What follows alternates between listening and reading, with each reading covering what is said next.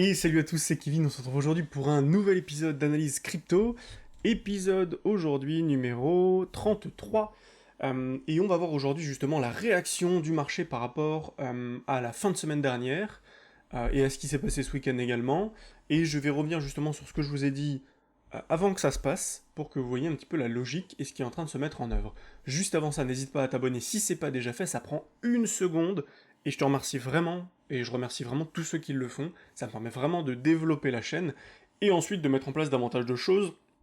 Là je suis en train de vous préparer un Discord, et je suis également en train de me préparer pour vous ouvrir une chaîne Twitch sur laquelle je vais réaliser des challenges. Alors je sais pas encore si je le fais sur Twitch, ou si je le fais en live sur YouTube, n'hésite pas à me dire en commentaire ce que t'en penses, plutôt Twitch, plutôt YouTube, pour faire des lives, et pour vous montrer euh, ce que je peux faire de ce challenge. J'aimerais bien faire un challenge où je mets 10, 15, 20K, globalement, et le but c'est de monter ce capital en faisant des trades quotidiennement, comme je vous montre sur la chaîne YouTube. Donc voilà, j'espère que tout ça te plaît, n'hésite pas à me dire en commentaire ce que t'en penses, mets un petit like, abonne-toi, et on est parti pour la vidéo. Alors, pour cette vidéo, où est-ce qu'on en est? Alors, on s'était quitté la dernière fois, on va rouvrir, tac tac tac, ok, c'est juste ici, alors, je vais enlever le son, parce que sinon ça va être insupportable pour moi de m'entendre. Tac tac tac, alors, voilà, je vous avais présenté ça, donc je vous avais présenté ceci. Je vous ai dit qu'on était dans un range, alors là on est sur BTC, mais globalement, voilà, si on le cassait, ici, et je vais vous montrer sur ETH, où est-ce qu'on était? Voilà, on était là. Donc je vous avais montré ceci. Je vous avais montré que si on cassait cette bougie verte ici avec une bougie rouge, si on allait en dessous de la mèche, c'était short et qu'il fallait shorter le marché. Je vous ai dit ça le 17 août, et je vous ai même dit ça avant, puisque ça c'est le sorti de cette vidéo, mais même avant déjà, on avait une vidéo ici, où je montrais tout ça en fait. Où je montrais tout ça. Ça c'est le dollar, S&P 500, BTC, tac tac tac, ETH, et je crois que c'est par ici que j'ai dû vous montrer ça. Ok, on n'y était pas encore, oui on n'y était pas encore, ok. Bref, du coup ce que je voulais vous montrer sur ETH, c'est que ce que je vous ai montré moi, c'est ça. C'est-à-dire que je vous ai dit ici, voilà là, je vous ai dit, par rapport à cette bougie, si on clôture au-dessus, ça continue d'être bullish, si on clôture en dessous, c'est bearish. On a clôturé en dessous, donc je vous ai présenté l'ouverture d'un short, donc on a pris notre short ici, clôture de la journée du 14, donc le 15, directement on a pris un short, donc globalement dans cette zone, puisque là il y a une mèche jusqu'ici, donc vous auriez pu acheter dans cette zone, donc on va dire ici globalement, en tout cas c'est moi que je l'ai pris ici, un short ici avec un stop au-dessus de la mèche, donc on voit qu'on a chassé un peu au-dessus là, on est venu jusqu'ici mais on n'est pas venu aller chercher notre stop, donc c'est parfait. Et donc on a pris notre short et derrière on a laissé courir le marché. Et comment est-ce qu'on a fait pour prendre notre position? Je vais vous montrer ça, c'est très simple, il y a deux choses. Notre Fibo par rapport à la dernière mèche ici, on prend le top, qu'est-ce qu'on a? On a ici entre les 0,618 et les 0,786 dans cette zone. Donc on savait déjà que on avait du profit à prendre dans cette zone. Et en plus de ça, qu'est-ce qu'on avait? On va regarder ensemble. Par rapport au grand mouvement, donc par rapport à la mèche la plus basse, et par rapport ici à la mèche la plus haute, qu'est-ce qu'on a ici? On a les 0,382 qui sont dans cette zone, et les 0,618, 0,786 qui sont dans cette zone. Ce qui veut dire quoi? Ce qui veut dire qu'on a une double zone d'influence ici, puisqu'on a les 0,382 de ce grand mouvement, et on a les 0,618, 0,786 de ce petit mouvement. Donc on avait de grandes chances de s'arrêter par ici. Et bizarrement, qu'est-ce qui s'est passé? Eh bien, c'est exactement ce qui s'est passé pour le moment, c'est-à-dire qu'on est venu s'arrêter globalement dans cette box. Donc moi, j'ai pris mes profits dans la box qui est verte ici, donc qui est là. Je vais vous la mettre davantage en avant, comme ceci, voilà. Et ça, on va la mettre un peu moins en avant, voilà. Donc dans cette box verte ici, j'ai pris mes profits, ce qui m'a permis de réaliser un gain de 17% sur ETH. Donc plus 17%, c'est-à-dire qu'ici, si vous aviez globalement 10K, donc 10 000 euros, sur la position, vous auriez gagné 1700. Voilà. juste sur une position, ça a cassé ici, 1, 2, 3, 4, 5, 6 jours, en une semaine, vous auriez gagné ça. Et c'est surtout ce qui vient du coup s'ajouter à ce capital, ce qui fait que vous passez de 10 000, ici, à 11 700. Et encore une fois, c'est ce que je vous présentais en fait, 11 700. Et après, quand vous allez refaire un 10%, plus 10%, vous n'allez pas faire 10% sur 10 000, mais sur les 11 700. Donc vous allez gagner 1170, au lieu de gagner seulement 1000. Et du coup, les 1170 vont venir s'additionner ici, etc., etc. Ce qui fait qu'après, vous allez passer à 12 900 pratiquement, puis vous allez passer à 14 000 sur le trade d'après, 15 000, etc. Et après, quand vous êtes à 15 000 par exemple, quand vous gagnez 10%, vous gagnez 1500. Là où si vous aviez que 10 000, 10%, vous auriez gagné que 1000. Donc c'est ce qui fait que donc vous gagnez 500 en plus, que vous rajoutez à votre cagnotte, etc., etc. Et à chaque fois, ça s'additionne, et ce qui fait que votre capital total augmente. Et c'est ce qui est très intéressant. Maintenant que c'est dit, on a pris nos profits. Ici, j'ai pris personnellement plus de 50% de mes profits. J'ai pris, je crois, à peu près 60% des profits. Donc 60% de ma position. Il reste 40%. Pour les 40% restants, c'est très simple. Vous avez plusieurs solutions. Soit vous vous dites, et ça va dépendre de votre lecture graphique et du risque que vous êtes capable de prendre. Mais globalement, ici, depuis qu'on a eu cette baisse ici, là, depuis qu'on a eu ça, on était convaincu qu'on était dans le bon train. Pour autant, le stop ici, il était toujours au-dessus de la mèche là. Ce qui a changé, c'est quand on a eu l'accélération baissière. Ici, accélération baissière ici, clôture juste là, clôture ici. Qu'est-ce qu'on a fait? Notre stop qui était ici, on l'a descendu au point d'entrée, pour que si jamais ça remonte en flèche, on ne gagne rien, on ne perde rien. Mais ici d'ailleurs, j'ai pris profit ici, je veux dire. Parce que là, quand on a clôturé ici, fallait pas non plus être fou et se dire, il faut absolument que je prenne mes profits dans cette petite box verte. Quand vous voyez une clôture ici, vaut mieux prendre ici, on sait jamais si le lendemain vous avez une grosse bougie de ravalement. Voilà. Donc ici, je veux dire, ça changeait rien. Par rapport à là, vous aviez 17% de gain. Donc c'était très très bien. Donc, une fois qu'on est arrivé là, qu'on a clôturé ici, notre stop qui est là, on le descend ici, ce qui fait qu'on a pris 60% de notre position là, 60% de gain, et les 40% de restants, soit on va avoir une grosse bougie de ravalement, on va être sorti à notre point d'entrée, on n'aura rien gagné et rien perdu sur ces 40%, mais on aura toujours gagné ici, ou soit le marché va faire ça, et il va continuer en bas et on prendra le reste de la position ici. Deuxième possibilité, vous êtes capable de faire une lecture encore plus précise que ça, et dans ce cas-là, ce que je vous propose, c'est plutôt de regarder ce qui se passe là, et vous allez voir que c'est très très simple. Pourquoi? On va mettre un point au-dessus ici, un point en dessous ici. Dans tous les cas, dites-vous bien que si jamais, donc ça on va pouvoir l'enlever, tac tac, si jamais, dans tous les cas, vous mettez votre stop maintenant ici. Actuellement, votre stop est ici. Comme ça, si jamais le marché remonte en flèche dans la journée, vous n'avez pas le temps de regarder, vous êtes sorti à votre point d'entrée, vous gagnez rien, vous perdez rien sur vos 40%. Maintenant, si vous voulez être plus précis, on prend la dernière bougie avec la mèche la plus basse, on met un trait en bas, un trait en haut de cette mèche. Si on clôture en dessous de la mèche, ça continuera d'être bearish, ou en tout cas il y a de grandes chances que ça continue d'être bearish, et donc pourquoi pas prendre des profits dans cette box. Donc ici sur les 40% restants, on prendra pratiquement la totalité.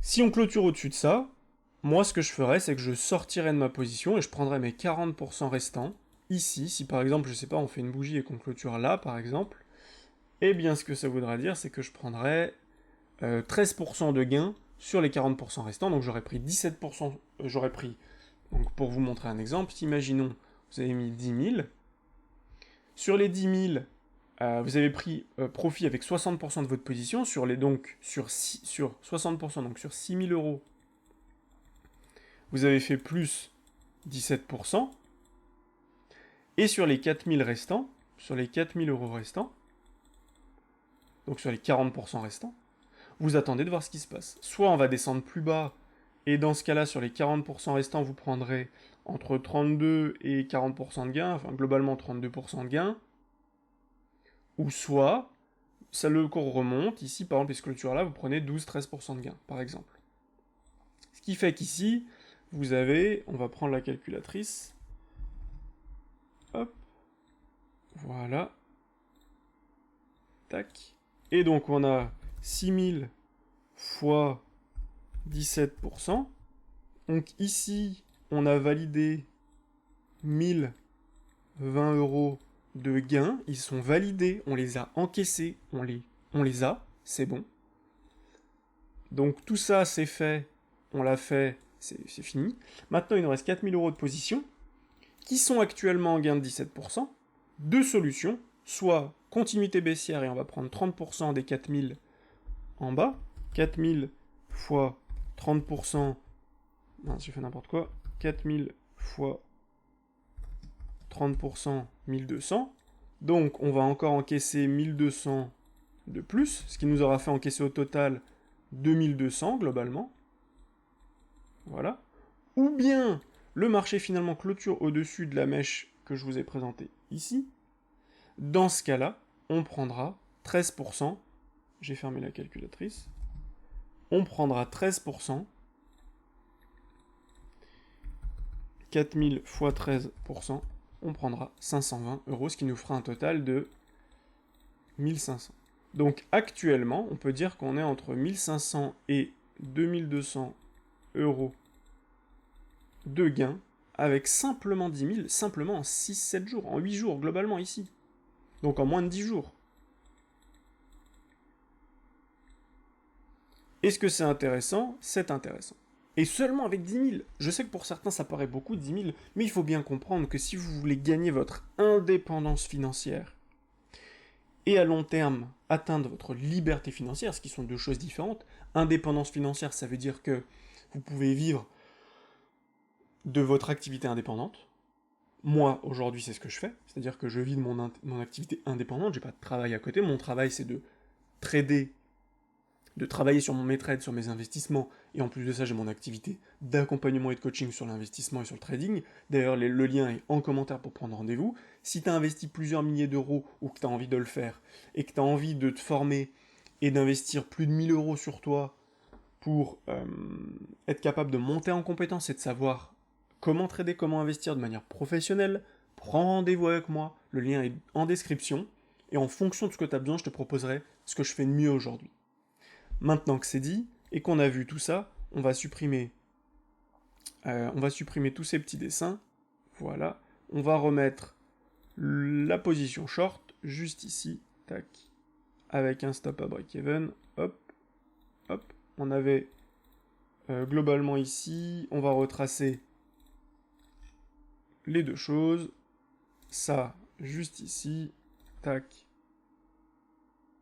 tac, donc juste là,